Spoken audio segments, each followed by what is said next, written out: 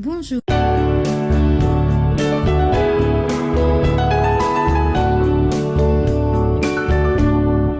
Bonjour, Marie et ses amis poètes vous proposent aujourd'hui la poésie de notre enfance.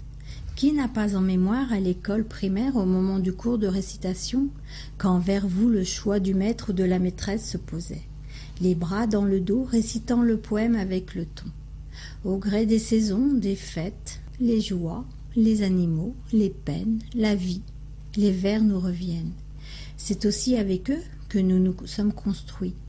Mon ambition est de provoquer chez vous, chers auditeurs, chères auditrices, cette émotion poétique, ce petit moment de bonheur. Et voici maintenant, de Guy de Maupassant, les oies sauvages. Tout est muet, l'oiseau ne jette plus ses cris. La morne plaine est blanche au loin sous le ciel gris. Seuls les grands corbeaux noirs qui vont cherchant leur proie fouillent du bec la neige et tachent sa pâleur. Voilà qu'à l'horizon s'élève une clameur. Elle approche, elle vient, c'est la tribu des oies. Ainsi qu'un trait lancé, toutes, le cou tendu, allant toujours plus vite en leur vol éperdu. Passant, fouettant le vent de leurs ailes sifflantes, le guide qui conduit ses pèlerins des airs, de là les océans, les bois et les déserts, comme pour exciter leur allure trop lente.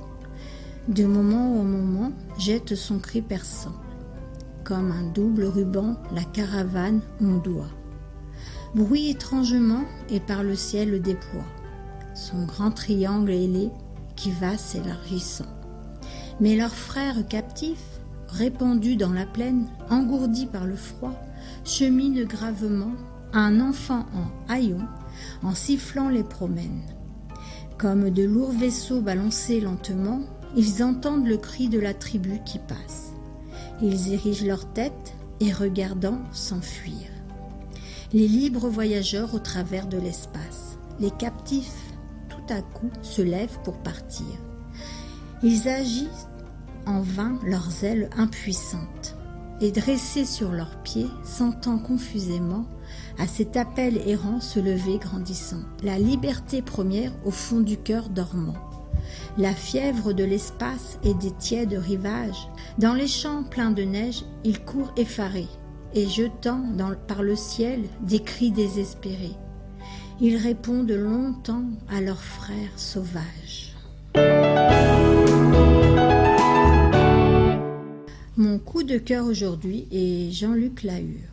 Jean-Luc Lahure est né le 21 novembre 1957 à Troyes, dans l'Aube. Pourquoi il est un écrivain de la vie? Simplement parce qu'il aime les mots.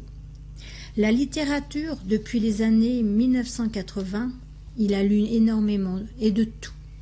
Pour lui, l'écriture au début était un passe-temps, comme une évasion, à cause d'une longue peine de prison. Dans sa jeunesse, il a fait beaucoup d'erreurs, mais aujourd'hui, il s'est racheté. Il s'est mis vraiment à l'écriture le 11 septembre 2001, suite aux attentats en Amérique. Il ne pouvait plus se taire et garder cela pour lui. Il fait de la poésie avec des mots simples, le langage de tous les jours. Alors il a écrit un premier recueil, Ir, où il parle de tout. À ce jour, il a écrit 9 recueils, un roman autobiographique, une anthologie poétique sur le thème de la prison, une pièce de théâtre, 3 recueils avec la collaboration de personnes rencontrées sur Facebook, un recueil en duo, un essai, un livre de philosophie poétique et 8 recueils collectifs. Depuis longtemps, je suis devenu un poète engagé et poète de la vie, et je continuerai de l'être jusqu'à mon dernier souffle. Et voici maintenant Itinéraire. Il n'y a pas de temps pour les regrets. Tu aurais dû le savoir. Mais une autre chance de tomber amoureux, voir le sentiment d'heure, et il brille dans tes yeux. Il faut vivre selon ses souhaits. Ne jamais attendre qu'il soit trop tard. Tout arrive quand on le veut. Tu trouves toujours ce qui, avec toi, devient accord, le merveilleux, dans un état absolu, vivre enfin la vraie vie. Oui, aujourd'hui, je suis dans le bonheur, avec vous, partageant mon quotidien, faire de chaque jour un jour somptueux. Je me voyais perdue, mais j'ai trouvé les écrits et l'amour dans mon cœur. Toi, ma belle, qui m'as tendu la main, enfin je suis heureux. Mon itinéraire est dans mes vers. Marie et ses amis poètes vous remercient et vous donnent rendez-vous mercredi prochain. Au revoir.